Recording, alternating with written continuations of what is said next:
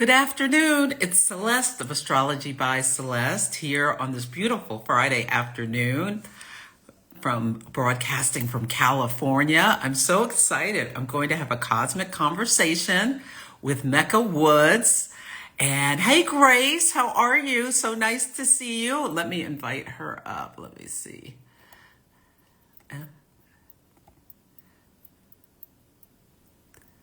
Here we go. Hi, Manifester from Toronto, and Catherine and Grace and everyone. Hi, Southern Lady. It's so nice to see everyone. How is everyone's Friday going? Oh wait. Hi, Becca.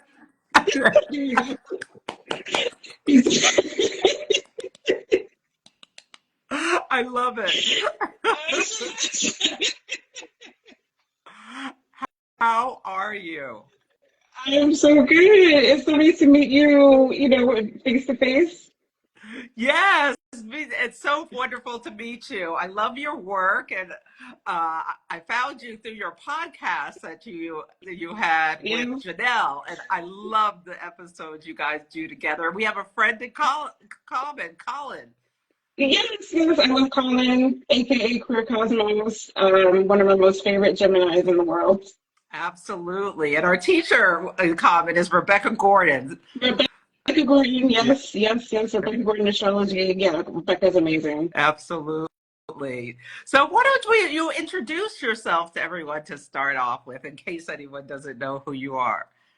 Sure. Do you before I do you hear anything in the background? It sounds like there is another recording going on, or is it just me? I don't hear Oh, maybe anything. maybe it's a delay that I'm hearing a little bit, but I sound okay. You sound okay. Is I anyone do. having Okay. trouble hearing? So put it in the comments if you're having trouble hearing either of us, or hear an echo or background. Oh wait, I hear a little background. Do you have earplugs in? Yeah, Earpods? I do. Should I take them Maybe out? maybe take them out. Okay, hold on. Give me 1 second. Uh,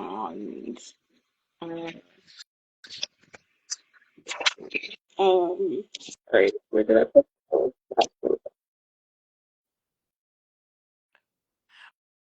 Oh yeah, Manifester is saying there's an echo on your side. Okay. Am I That good? that does sound better. Are we good now? Yes, Yeah, yes, yes. yeah. Okay. Let me. I have the AC going, so let me know if you hear like anything in the background with that as well.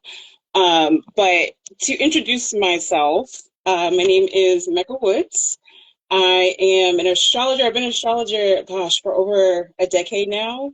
I write horoscopes. I have a couple of books that have been published. Um, what else have I done? I've done a little bit of TV, like I did an astrology show for TLC. So I've been How around. fun! What is the name of the astrology show so people can check it out? It was called, oh my gosh, Stargazing. It came out a couple of years ago. It was like a web series that I did with Jessica Lanyadoo, Oh, I've and seen it. Colin was also a part of it too. I don't, you might remember that. So yeah, so that Yes. that was pretty cool to do. Yeah, yeah, she's amazing too. I bet you guys had a great time. Yes, we did. It was definitely, I think, a learning experience for me, just in terms of like what goes into like TV production and like all of that stuff. But I really liked the project because we had a really great team that we worked with who were really like understanding of who we were as astrologers and wanted to make sure that we presented astrology, in the best light possible. Mm, So that I love that it. was really important to me. So I was so thrilled to work with them. Absolutely. How cool. I'm sorry. I'm like getting, I think I'm still hearing a little bit of feedback, so I'm trying to shut down Oh no. all the I'm so stuff. I'm so sorry. There's some feedback. No worries at all. But yeah, so that was pretty fun. And I just realized today that I've been writing horoscopes, which have been all over, from like Essence to Cosmopolitan to Bustle. I'm actually the first Black woman to have a national syndicated astrology column that I know of. I don't know if there were any other Black women who did it, but I have this column through King Features, which is pretty cool. So yeah, I've been in the trenches. Yeah, so your writing is a big thing that you do. Can you share? Do you mind sharing your sun, moon, and rising? So my sun, moon, and rising is Sagittarius sun, Leo rising, and Aquarius moon. Ooh, Yeah. wow. So you must be excited about everything moving into the yang signs, all those outer Yes. planets being supportive for you rather than Yeah. challenging. Yeah, I'm ready. Saturn and Pisces has been kicking my butt. Going all over my Sagittarius stuff. Uranus and Taurus has been, beating up my moon. So, like I'm definitely excited to see what like all of the air and fire has to bring.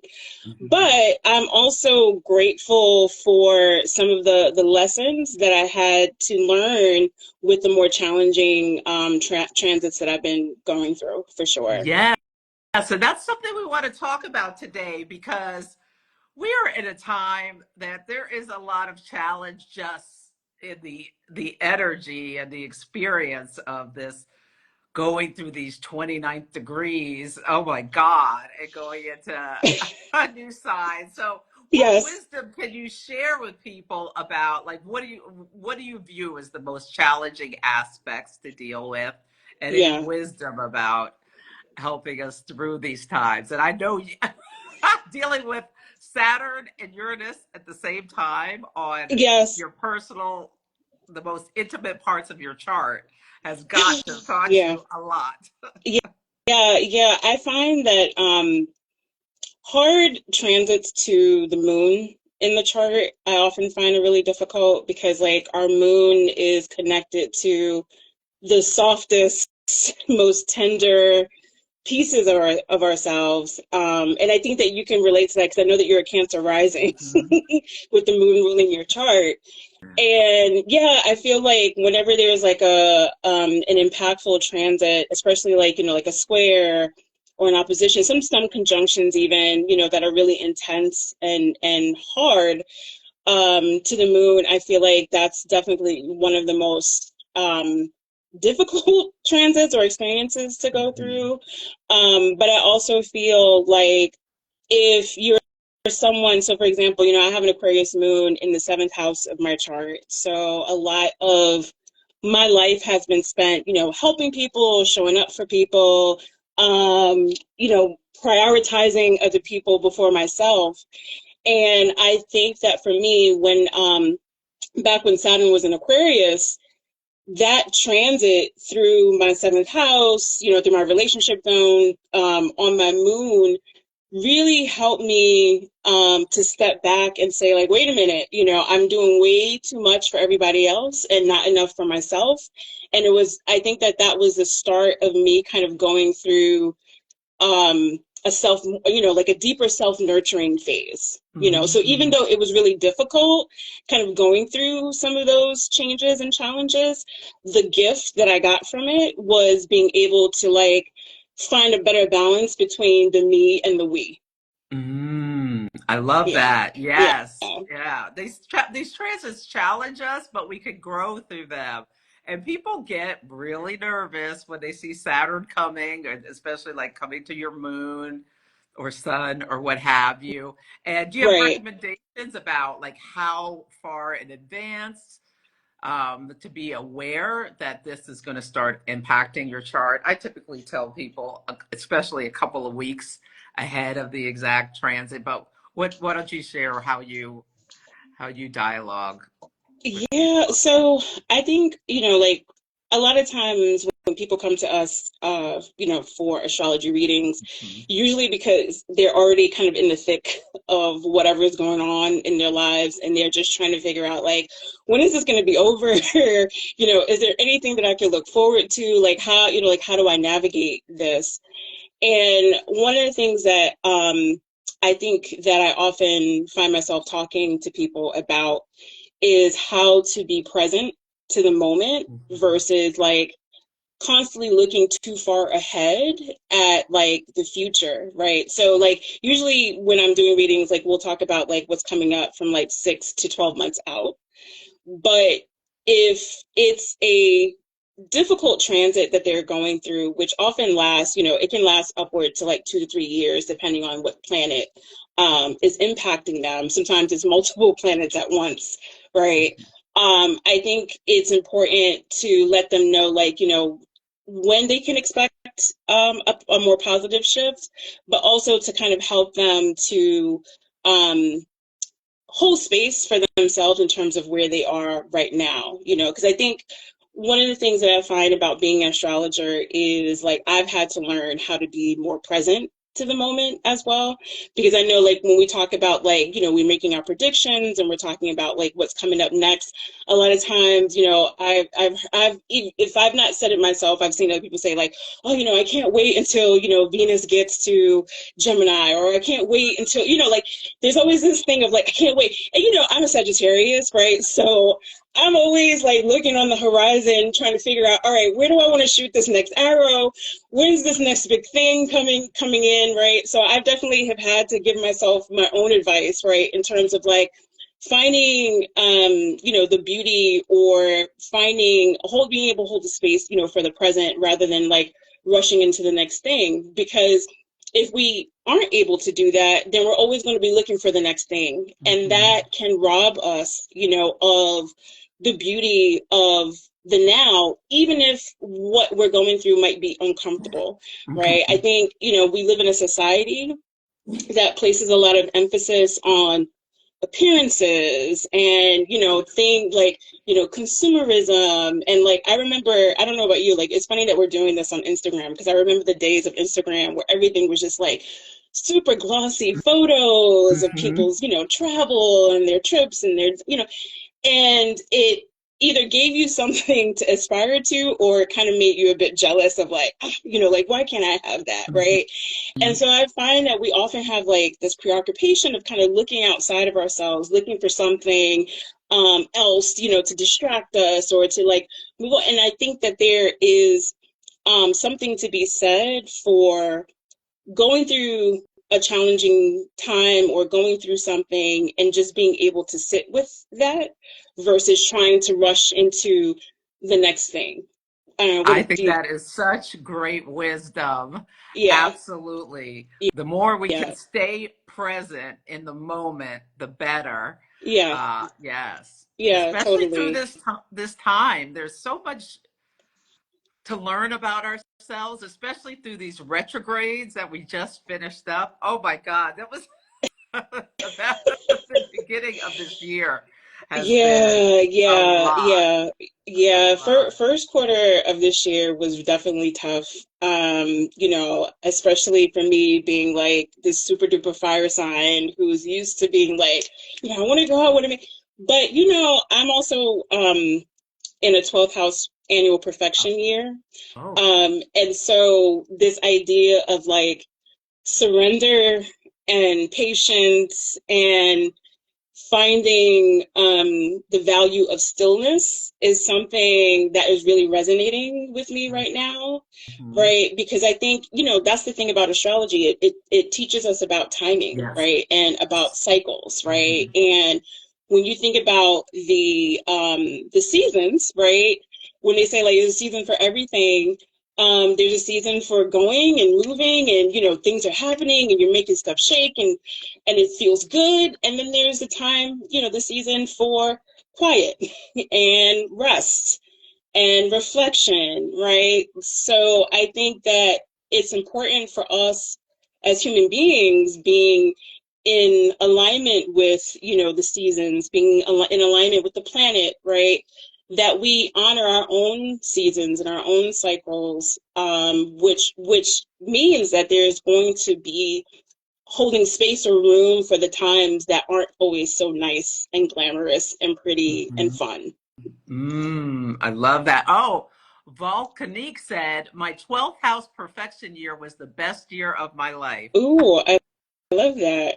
I love that. Uh, What rule? I would be curious to know what rules your 12th house, or what kind of planets you have in there. yeah, yeah. Put in the comments if you don't mind, Yeah. Valanique, because that, because as a Sagittarius, I bet slowing down and just Yes. taking each Yes. thing as it comes is a lot. Yeah. Hmm. Yeah. Hmm. I would say I maybe think that you can relate to that with an Aries moon.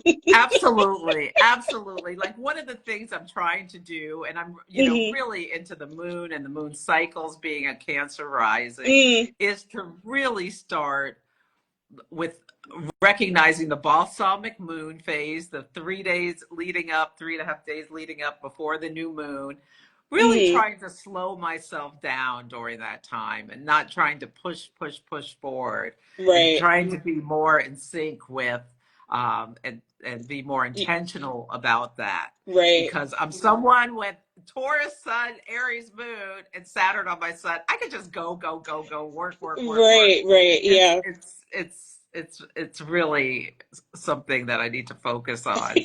Just for self care because it's a Yeah, lot it's this a lot. time right Yeah, now. yeah. It's funny too that you mentioned being a Taurus because I think sometimes people have the idea that Taurus tends to move in a very like slow and like sort of like methodical fashion, which is true. But I think it also like when I think about Taurus, I think about like a body in motion stays in That's motion, like so it's like once you get going, it's hard to like stop because you have that like Taurus fixity that's like I gotta keep going, I gotta stay, on this path. yes, yeah. I could just work, and task, Yeah, and it's like breaking the cycle, stepping back. Like let's be more strategic about what we're doing rather than just go. Yeah. That's yeah, definitely yeah, yeah. something I'm working on and a challenge. Gotcha, yeah. Yeah, Oh, with my so I new. saw Volcanique said that they're Aquarius rising. Ah. Sun, Mars, Mercury, and Capricorn. Oh, yeah, yeah, that's nice. Yeah, yeah, that Saturn influence on the 12th house, I think, can be really profound about like what it means to,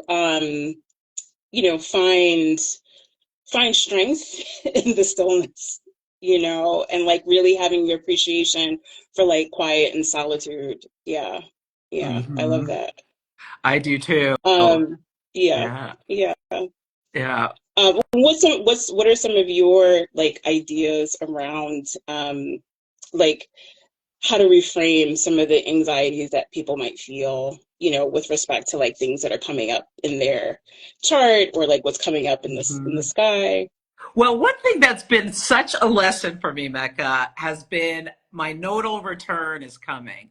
Ah, So I have my south node in Virgo and my mm-hmm, north node in Pisces. And whenever you either are having a nodal return where they're in the same signs when you were born, or a square when they're squaring your nodes, or opposition. That's the hardest one. The nodal, the flip, yes, nodal yes, reversal. yeah. I just There's had that. it's a big deal because the north node magnifies things, and the south node uh, like I like to think of it as a bulldozer digging things up. Hmm. So Yeah. when you have this nodal return, it's kind of nice to have like the north node where you're supposed to be going, Mm, pulling you towards that, but right.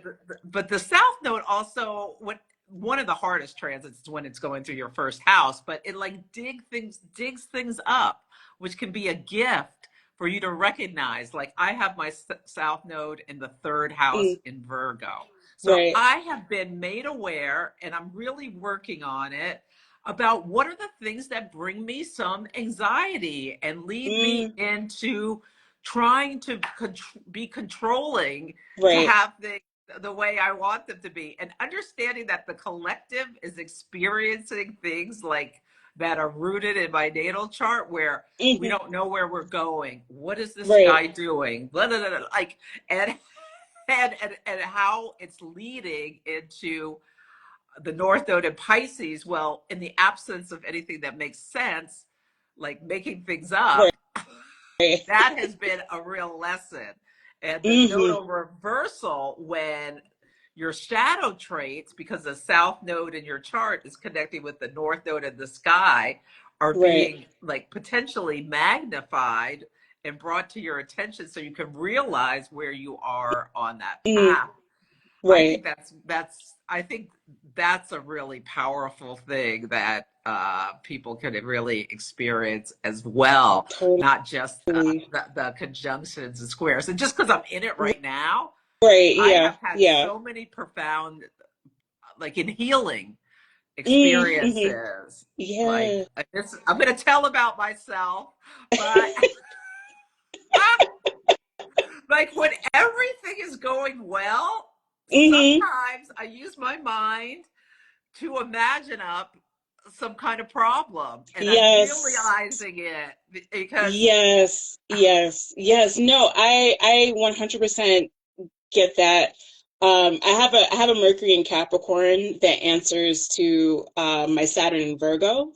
uh, And that is opposite my Jupiter. So for me, I can also like get to a place where like things are good, but then I'm like, all right, how long is this gonna last? What's coming up next? What do I need to what's the next crisis that I need to like be prepared for? And I think that a lot of people can relate to that. Like we mhm, don't know how to just, like I said, like appreciate the stillness, or mhm, appreciate where we are in the present, even if it's going good, because we're anticipating, something going wrong, mhm. in the future. And I think that is another like good thing to kind of think about when we think about like kind of reframing like the negative thinking or the anxiety that we might have with respect to, what's coming up in the future. Because I do think that, like, even though there are things that are beyond our control, right, that might happen that we don't necessarily have a hand or a say about, I do think that we do have to be careful about like kind of self-prophesizing, like and as a matter of fact, it makes me think about like what Colin says where he talks about like rehearsing tragedy. Mhm, mhm. Like I love when Colin talks about that, of just kind of like thinking about all these things that can go wrong until it actually does, because that's where your mental energy is, and you're kind of like calling it in, like you're kind of practicing it. So eventually it does happen. And so I think that like when we talk about different transits, especially if they are challenging, that it can be a good time to kind of examine or reflect on like what are some of the good things that can come out of this difficult transit. What are some of the good things that can take place, or some of the goals that I can glean from this experience, rather than, awfulizing and expecting the worst. Exactly.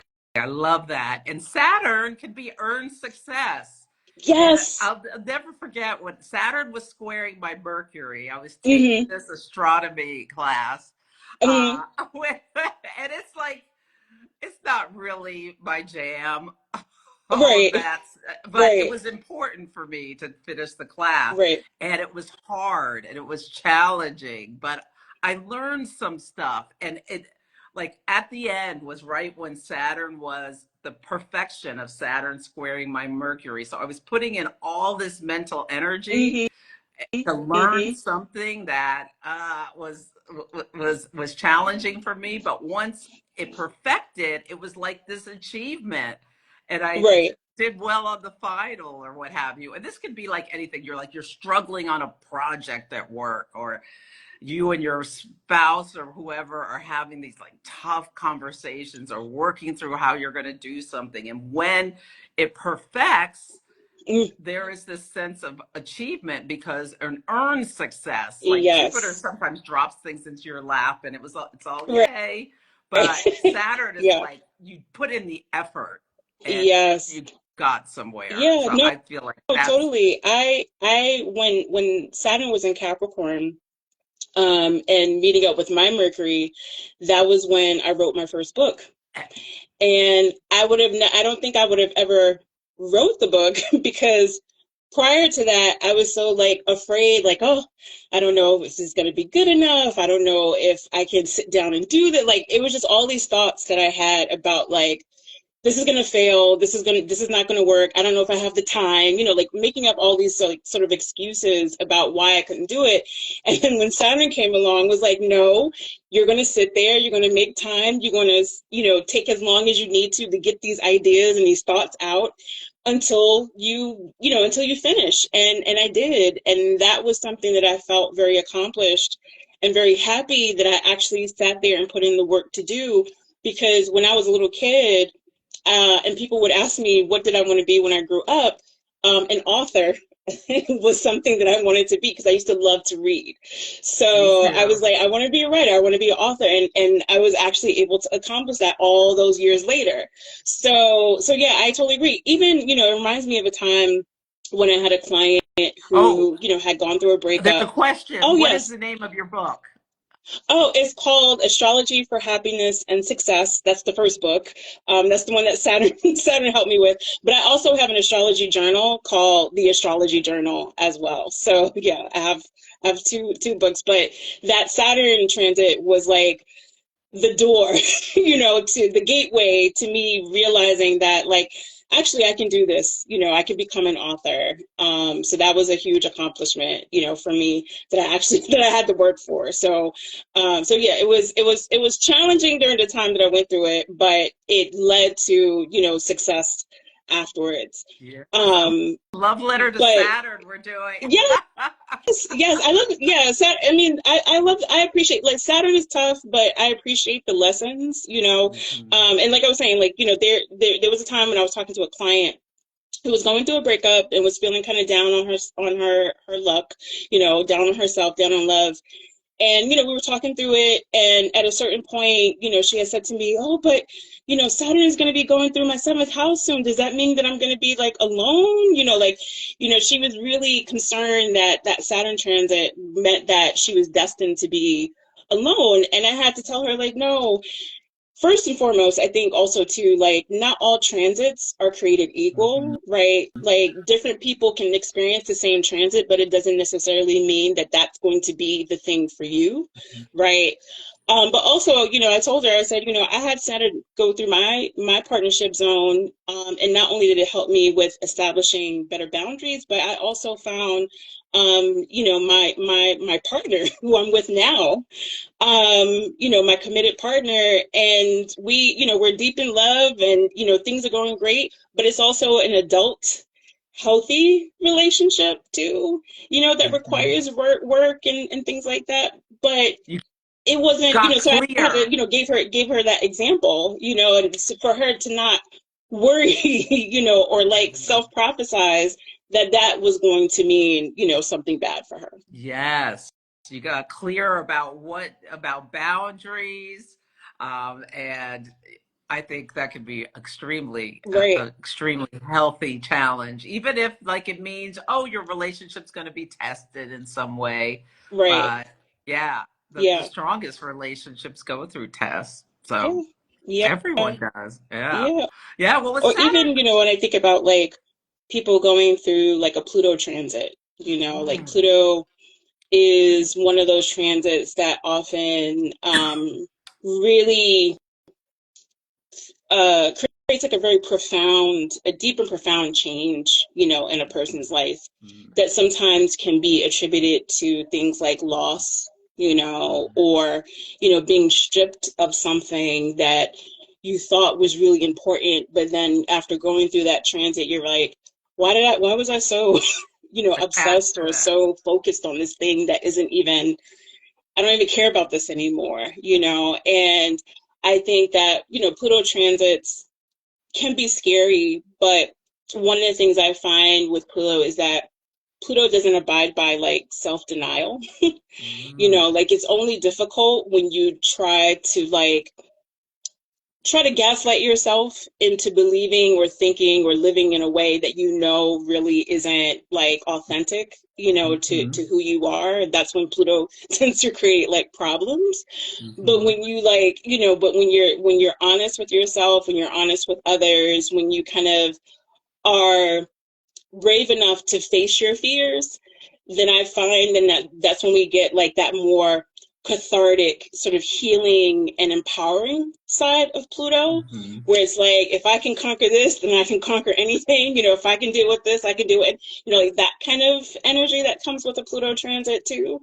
Um, so yeah, I think that there's a lot of different ways that we can reframe some of these more intense and challenging transits, by thinking about, like, like I said, what is the good thing that I can get out of this, even though it might be, hard to do.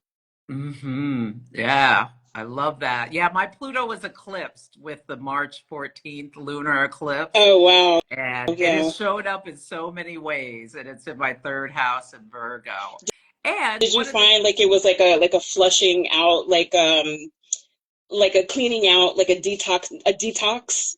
it's been a mental detox Yeah. and really recognizing. And for me, it was like some of my biggest fears coming up to my conscious awareness Mm-hmm. with this new administration, with this, the politics. And we can talk about that if you want. Right. But yes, like, what is going, because I'm a Taurus, so financial security is important to me. And with Right. all this craziness going on, and with With the bringing in a stock recession and all this market stuff, and the tariffs and all of that. Yeah. Yeah. it's like, uh-huh. And I foolishly, like 2 years, was it 2 years ago? I started listening to the audiobook of The Parable and the Sower. Oh, Have you read yes. Octavia Butler's Woo. book? Oh, Octavia was a prophet, I tell you that. And it takes place in 2024, and it felt Yes. so real. Like Yes. this could be what is coming in for. Yeah. Yeah.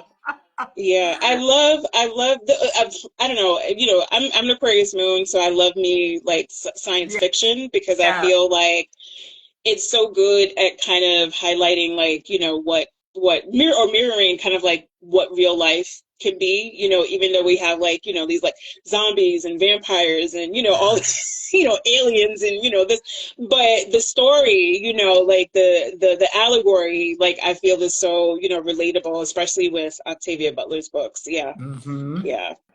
Yeah, but that one, I still haven't finished it. I listen Me, to it every way because I get I was like, yes, I know. I'm just saying, I was like, this is a little too real. so too real. Did you see Sinners? I've seen Sinners 4 times.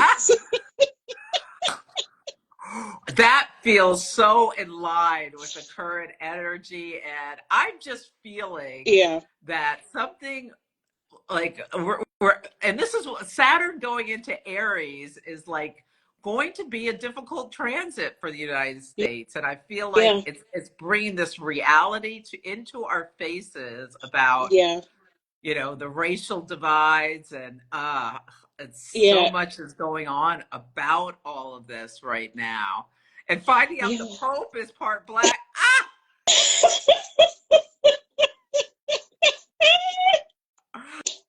I can't love I it anymore. I know. When I saw that and found out, his ancestral line traces back to New Orleans. I Yeah. was like, oh, maybe my ancestors might have crossed paths with his people, because Uh-huh. on my mom's side, folks come from that part of the South. So it was really interesting, especially having saw Sinners. I know, yeah. And then see that, I was just like, oh wow, okay, so it was, yeah, yeah, yeah. I'm interested to see, how, he does. I know that, from when I was reading, Pope Francis uh had created, like, whatever work Pope Francis did, kind of like laid the groundwork for Pope Leo to come in. Mhm. So it feels very much in alignment with this, like, new energy, this new decade, that we're going into, with all the planets, being in air and fire. Because I like you, like, I'm ready for fresh energy. Mhm. I'm ready for fresh ideas, and a reimagining of like, what this country or what the world can be, and also thinking about like what our lives can be, if we have the courage to do some things, differently, and what you were saying about Saturn and Aries, um, to me, Saturn and Aries is like the epitome of FAFO. And I'm like, well, Saturn its job is to like keep us, accountable, to keep us honest, Mhm. so I'm looking forward to some of that, especially coming out of all of this Neptunian, Piscean energy that had a lot of people, just kind of buying into a lot of nonsense, and things that alternate realities and alternate versions of the truth, and all of that kind of stuff, Yeah. right? So I'm looking forward to, yeah, I'm looking forward to seeing people kind of wake up a bit more to the things that are actually going on, and not only just waking up to it, but also being able to pitch in their own unique way to actually do something about it. Yeah. Yes, I think, yeah, people holding themselves accountable. Each of us, we're going Yeah. to get crystal clear about something about ourselves. I feel like Aries, that I am principle. Yeah. And when I was a kid and I would watch all these movies about what went on in World War II and what would I have done? Would I have hid Anne Frank and this and that and the other Right. thing? And it's like, well, I didn't realize I was going to be living through a time where we're going to have to potentially, reckon with what we each of us do in a time where we're seeing some, horrific things happening to Right. other people, like in our proximity. It's like this story about them grabbing this woman in Massachusetts. Have you seen that? With the woman Yeah. holding a Yeah. baby, Yeah. and Yeah. it's. I've been seeing a lot of the different things that have been going on Mhm. around the country, with respect to, people getting kidnapped by ICE, and, Yeah. all of that stuff. In addition to, what's also going on with, the farming industry as well. I've been hearing a lot about like they've been doing really bad, which is very South Node and Virgo stuff of Mhm. like the ways in which we harvest and gather and distribute our food. Healthcare and the health industry, under attack right now, which is also very South Node in Virgo. Mhm. So, I think that, yeah, even though that things do feel very scary and challenging in terms of like where we are, and like looking ahead at, some of the more challenging astrology, that's coming up. I do think that, yeah, it's kind of like going back to what we were talking about of like, focusing on the things that we can control, Mhm. um, and doing our best to show up that way versus like trying to overthink, every single thing, which is very South Node Virgo. Like, I need to have a plan for I got to pay attention to every single detail and focus on every single thing. And, and everything has to be perfect. And, and it's like, no, you're going to make yourself sick. You're going to stress yourself out by Mhm. trying to, think about every single detail, like, that's impossible. No one person can do that. I know, I'm sorry, Virgos.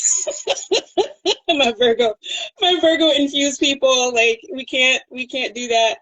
Um, but to lean into that more Piscean, thing of like, where you feel called to Mhm. show up, right? Mhm. What Absolutely. doing something that feels meaningful to you, Yeah. right? Like there's more than one way. That's why, and I guess maybe I'm a little biased. I'm a mutable sign, so Mhm. I have an appreciation for like that mutability of like, um, it can like how like progress can look very differently, for different people in different ways, right? Like we can have a shared vision of what we want to accomplish and what we want to do, but how that actually unfolds and happens it can happen in many different ways. Yes. And so that's something that, I want to lean into, and I invite other people to lean into as well. Yes, yeah, because I'm holding on to hope and faith. Like Yes. sometimes you need to go through these difficult times in order to get on the other side. Hmm. Like people romanticize the French Revolution, Right. but imagine how mad people had to be in order Hmm. to rise up against their leadership. Right. And we're in the Pluto in Aquarius time again. And this week, the president said something about Americans have too many days off. And he wants to take away Veterans Day. Oh, keep going, That buddy, man with just be this. talking the talk. Keep going with that. It's like, It's, sometimes it's very shadow Gemini of like, I'm just saying any old thing. I don't know if I even believe half the stuff that I'm saying, but I'm just saying it, like sometimes it's like, okay. Anyway. it's like, keep talking, buddy. Right, right. Like, please. It is crazy. And then yeah, but I'm looking forward to Jupiter going into Cancer, Yes. although I'm staying present right Yes. now, but I'm hoping that brings in something positive and expansive in some kind of way. Yeah. Because Jupiter and Yeah. less all of the frenetic energy of Jupiter Gemini is just too much. Yeah. Yeah, Jupiter Gemini was, a little too much dip on the chip. Yes. Although, I would say that it gave us, it did give us sinners, Yes. because Ryan Coogler is a Gemini. Hmm. We also got, something from Kendrick Lamar, They Not Like Us. Hmm.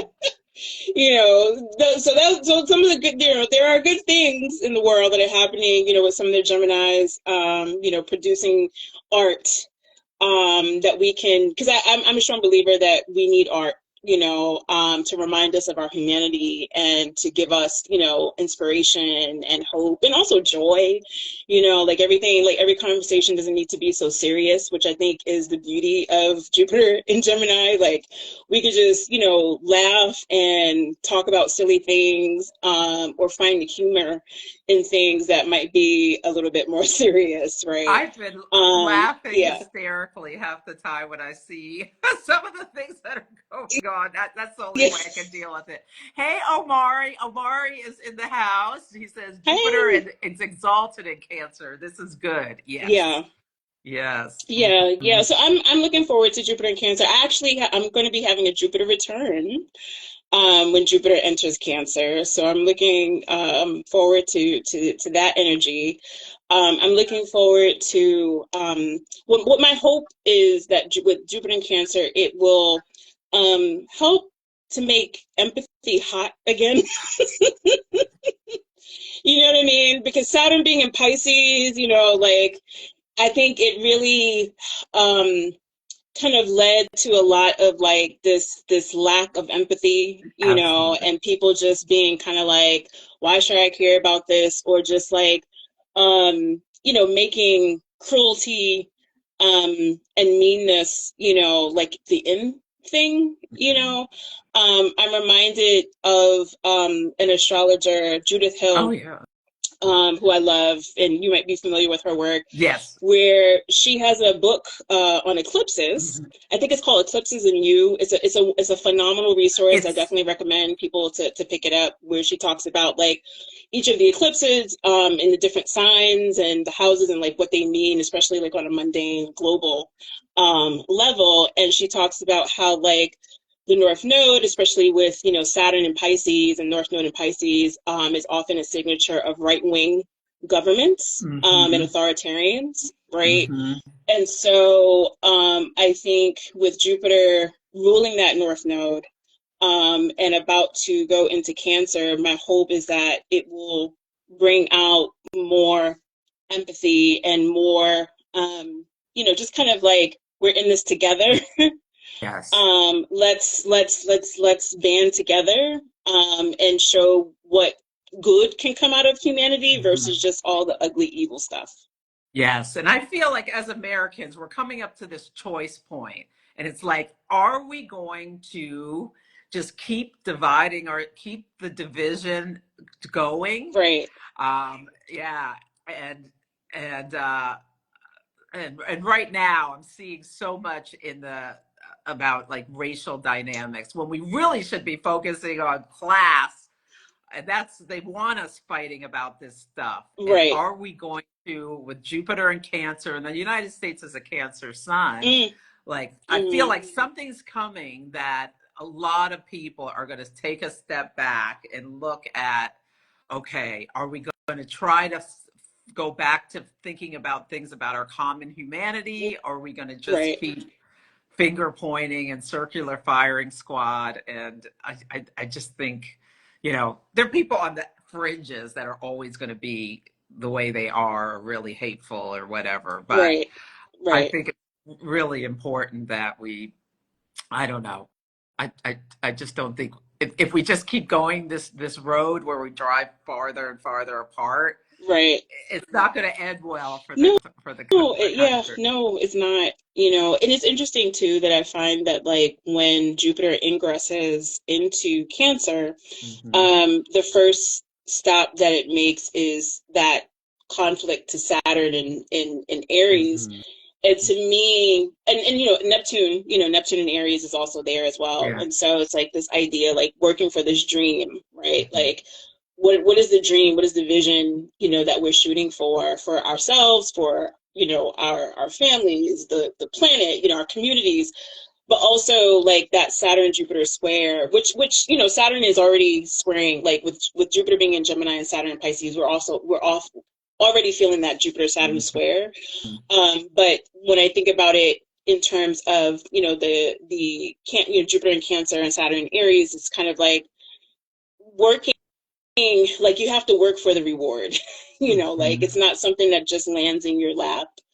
It's something that you do have to put in, some time and energy and effort, right? So Hmm. helping us to get clear about like again, like we were talking about, like that self accountability, like what are we going to work for? Hmm. What do we envision, and how do we show up? How do we best show up to do that work? Hmm. Yes, Yeah. nurturing community. We're all in this together. Yes, Yes. Tiger Yeah. 22s.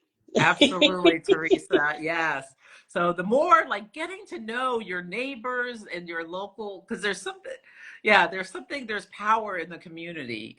And I Hmm. really feel like there's more and more like people doing community farms and all of this kind of stuff, or just getting together with people to connect and collaborate. And especially if we're having power interruptions like that big thing in Portugal and Spain. Oh That yeah, was really nerve that was wracking. that was that was wild. And Yeah, what's going on that's in intense. Newark Airport where the Oh they, yeah, they stored, yeah, yeah, like, yeah. I feel like this is something, I don't know if it's cyber stuff or the change in climate change is making equipment just break down, Right. but it feels like Well, I think Uranus it's and Gemini to is kind going to be of to more. kind of think about like the Jupiter and Gemini story that we've been having like over the last year.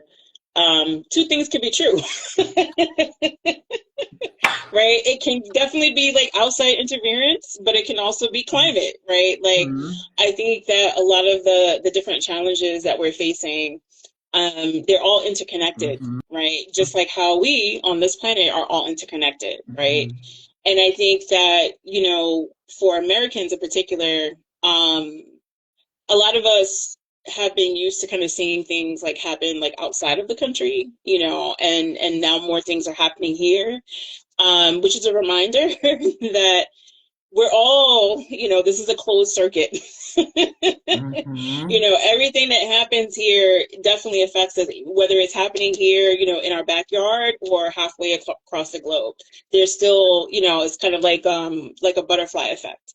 Mm-hmm. So yeah, I think that, for me, being the Sagittarian that I am, I really encourage people not to give up hope, because when you're living under, oppression or an authoritarian regime, the first thing to go is often hope, you know. Mm-hmm. And that's how things get worse, because you give up and you say, oh, nothing's going to change.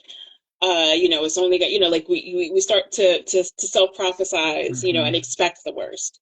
Mm-hmm. And so, while I think it's important that we be realistic about where we are, Mm-hmm. so that we can, effectively come up with solutions, I think that it's also important to maintain hope and recognize that, like, um, there's a point in time where when, like, society at large needs to change. Right. And I think for America in particular, we've been operating off of our reputation and our appearance, like, Mm-hmm. oh, America being like this world superpower. And now people are seeing the cracks. Well, And it's like, hey, yeah, like, you have all these ideals about, democracy and this and that, and, but are you living up to any of that?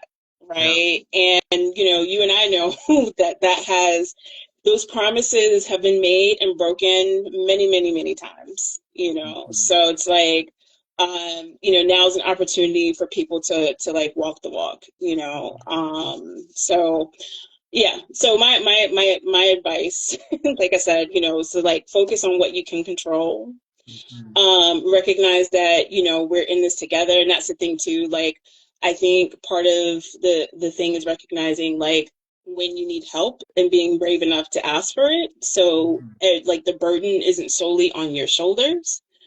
Um, and I think, like I said, with anything challenging that might be coming up, um, to think about what can you learn from it, um, that will contribute to, your growth and development. Mm-hmm. Yeah. Yeah, and I feel like this too shall pass. One of the most important things we can do is not catastrophize, Yes. or not be like, oh, this is, or yeah, or not fatalize what's coming. Yeah, Right. like staying, Right. like staying in the now. Don't give up. Right. Don't catastrophize. Yes. I'm betting on democracy. I'm Yes. betting on the United States of America. I'm betting on the Constitution surviving this Yes. mess, especially since the rollout was so awful. Um, Right. yeah. Thank God. Thank, Right. Right. see, thank you, Right. Mars Right. retrograde. Thank you, Mars retrograde in fall and out of bounds for. Right. Right. And also thinking about, like, well, how did we get to this place that you had these systems in place that were supposed to be checks and balances, but people were so easily able to, like, dismantle them and destroy them. So it's like, how do we build better and Yes. create better systems, Mm-hmm. right? Like, that serve everybody and not just, like, a small percentage of people, Mm-hmm. or people who can buy their way into it, Yeah. right? But how do we create a system that actually Yeah. works, and that can actually be better? Because that's what I think too. Like, as I'm going into, the next stage of my life, I think that as I'm thinking of this Jupiter return that I'm about to have, Yeah. I think about, like, this role of being an elder. you Mm. know, I'm a mother. My daughter's in her 20s, and I often find myself kind of taking her and her friends, who are also, in their 20s, like, kind of under my wing, or I'm being kind of like this, like, and kind of telling them, based on what I'm seeing and thinking my own experiences of, like, I wish we had this when I was growing Yeah. up, or I wish, because I'm a Gen Xer, Uh-huh. so Me like too. you are, so I know, like, sitting between, like, the millennials and the boomers, like, that weird space of knowing that we didn't necessarily inherit, like, the best world, right? And then I know millennials, they also kind of got a raw deal with seeing all these different wars before, college, like just we could talk a lot about like the different generational stuff, right? Mhm. And so now we have the Gen Z and Gen Alpha, and I'm like, for me, it's like, what kind of elder do I want to be? Do I Ah. want to be an elder like how I had elders who,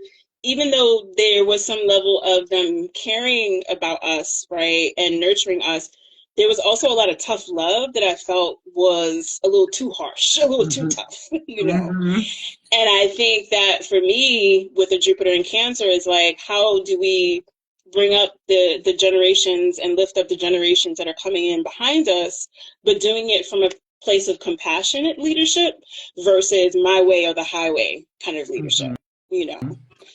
So for me, I'm also just thinking about like, what do what I want, what do I want to share or give to those in a way that can help them Mhm. do it better than I did, because that's the goal, right? You always want to make sure that the generations coming under you are able to live their lives better than what you were able to do when you were growing up, or at least they should. Mhm. At least that's what elders should. Yeah. You want to create a situation where those coming in after you are able to thrive and survive. So um, that is also like my goal as I think about like this next half of my life and like what I want that to look like.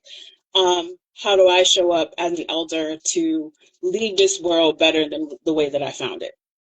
I love that. I love that. Yes. Yeah. Adjust to now. Teresa says we aren't going back. Forward thinking and be Yeah, teachable. I love that. yeah, Yes. totally Yeah. agree. Yeah. Yeah, Mourning the past is we can do it, right. but yeah, we're here Yeah, now. Where are we going? And I love how you're talking about how you're intentionally nurturing the future generations right, right. in order to help them through this Yeah. time because Yeah, because they it's need us, yes. they need us to help them, and also to advocate for them, to protect them and to support them. Hmm. Like I think that that's a big thing, like to support them, and who they are, as they are on their path and their journey. So Yeah. yeah, I think that could be definitely a Jupiter and Cancer theme too, as we think about like Cancer representing like where we come from, Hmm. like our foundation, right? And the gift, I'm sorry, I guess because I've seen Sinners so many times, and I'm thinking about like that ancestral wisdom and the ancestral knowledge and the gifts that we get that we pass down, Hmm. right? To help those who are coming in, behind us. And so that's what I think that we can also, ways in which we can use that Jupiterian, like Jupiter and Cancer energy as well going forward, where we can find the blessings and where we can offer, like be a Yeah. blessing to other people as well. Hmm. I love that. Yeah. Absolutely. Now, what was your favorite thing about sinners? Did you do anything like astrological about it, like a video or writing or anything? I have not. I did.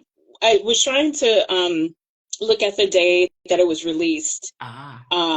which I believe it was somewhere between April 17th and April 18th, Hmm. that it premiered. And I remember, I think that day Mercury was in Aries, and I think it was conjoined to Neptune, if I'm not mistaken. Oh. There was like a Neptune signature. I have to go back. Don't Okay. quote me, because it was just something that I kind of took a peek at. Yeah. But I believe that there was a Mercury Neptune conjunction at that time, or Venus Neptune, something like that. Yeah. And I just thought about how like Neptune and Aries can be like a renaissance for art.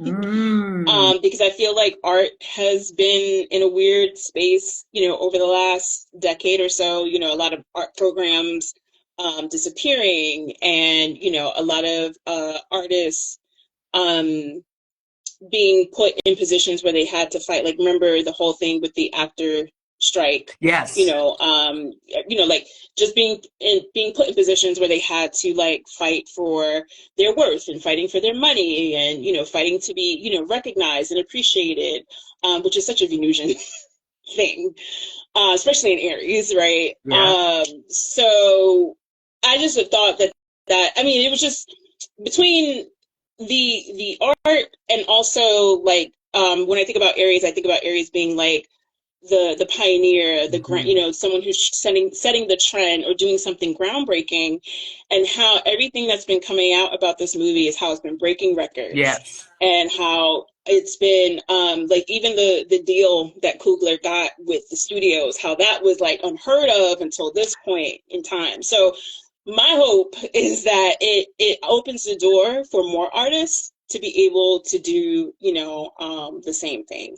So that's another thing that I'm thinking about with respect to like this fire air energy that we're going into, of like these changes or these like groundbreaking things or these things that you would have never heard of, 10, 20 years ago, and now people are doing it. And it's like, yeah, let's set a new precedent, for art, for, educate, like wherever, like pick an industry or pick a field and like let's work to set a new precedent for how things are going to go, from this point forward. So yeah, Yes. Saturn that and was Neptune. those were some of the thoughts that I had around Hmm. sinners. Yeah. Yes, and like and so there's been so many like remakes and just retelling the same old story. So anytime we see something new and inventive, and I think, like you're saying, the art and yeah, literature, film, all of it is going to be really exciting.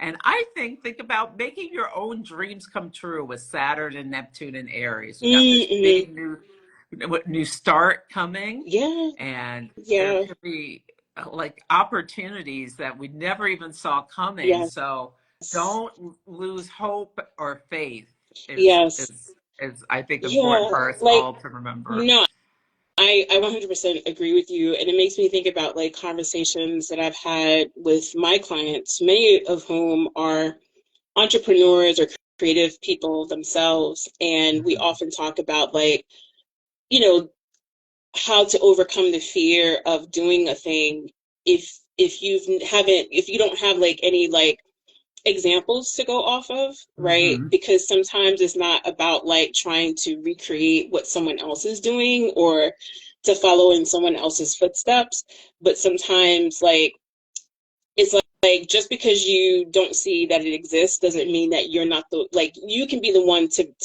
bring that vision or that idea to life, Mm-hmm. rather than trying to look for it in other places. It's like maybe you and your work, like your creativity, your ideas, maybe you're supposed to be the one to bring it into being, right? Rather than, waiting on someone else or wondering like, are people gonna like this, or, people gonna like accept this or want this. It's like sometimes you just have to do it and think about it, think about all that other stuff later, right? Sometimes we just, because if you think about like all the people who have ever done anything notable, right?